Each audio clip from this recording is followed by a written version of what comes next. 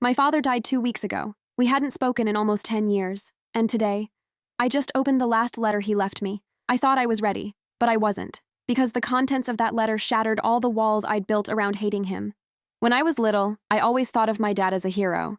He was tall, strong, and always knew how to fix anything, from broken toys to leaking roofs. But after my mom died, everything changed. The once warm house became cold, and my dad became a stranger living in the next room. He started coming home late, rarely ate with us, and when he spoke, his voice always sounded deep. I didn't understand it at the time. I was still a teenager. All I knew was that my dad was often angry, either because I misplaced the dishes or because I was away too long. I thought he hated me. I remember one night, crying in my room because my math grades had dropped. I thought my dad would come in and comfort me, but the opposite happened. He stood in the doorway, stared at the grades, and simply said, "Don't embarrass your mother." Then he left. And that night, I promised myself I would get out of this house as soon as possible. Years passed, and I was finally accepted into a university out of town. It should have been the happiest moment of my life, but instead, I felt empty. My father didn't come to my farewell party. He simply left an envelope on the dining table containing money and a note, "Take care of yourself." I didn't look at him as I left. I took only one suitcase and years of built-up anger. In college, I studied hard. Maybe it was because I wanted to prove something, that I could succeed without anyone's support, especially without him. And when I finally graduated with honors, I purposely didn't invite him.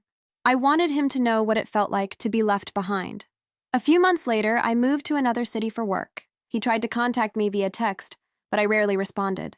His sentences were always short. "When are you coming back? Have you eaten? Are you okay?" I read them all, but rarely responded. For some reason, every time I saw his name on the screen, all I could think of was unfinished anger. Then one afternoon, I received a call from an unfamiliar number. "It's an old neighbor, son. Your father is sick. Maybe you should come over." I froze, but my ego won. I said I was busy. I had important work to do. But really, I was scared. Scared to see my father old and frail, and I didn't know what to say. A week later, a message came from the same number. "He often sits on the porch in the afternoons, waiting for you to come home." I didn't reply. I thought, later, always later. And that later never came.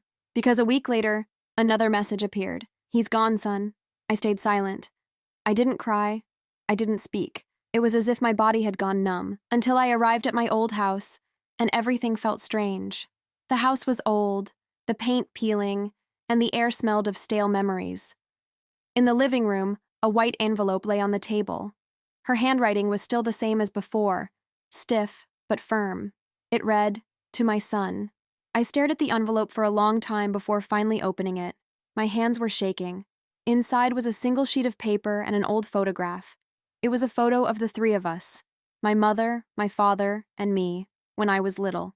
We were smiling, and my father was holding me tightly in his lap. I had forgotten he had ever smiled so warmly. I read the letter slowly. "Son, I'm sorry I was never a good father. After your mother left, I lost everything, including you. Every time I watch you grow, you look more and more like your mother, and that makes me afraid, not hateful. I'm afraid I'll fail to protect you, like I failed to protect her. So I hide behind anger. I thought if I'm strict, you'll be strong. But it turns out I've only pushed you away. In my bedroom drawer, there's an old bank account. I've saved that money for years for the house you dreamed of. Use it for your own life. Don't hold a grudge against me. I'm sorry my love never went unheard, but trust me, it's always there. With love, Dad." When I finished reading, I couldn't hold back the tears. All the anger, all the regret, all the if-onlys poured out. I realized that my father loved me in his own way. Not through words, but through small actions I never noticed. Like the envelope with my college money back then, or the neighbor who suddenly asked how I was. It turned out it was all because of him. The day of the funeral, I stood before his grave. The afternoon breeze blew softly, and the sound of prayers could be heard faintly. I placed the letter on his gravestone. "Dad, I read your letter. I understand now." My tears fell to the ground. "And I forgive you all. I hope you forgive me too." I don't know if he could hear, but amidst the sound of the leaves and the calm wind, I felt like I heard his voice again, gentle, deep in my heart. "I'm always proud of you, son." And for the first time in my life, I felt at peace.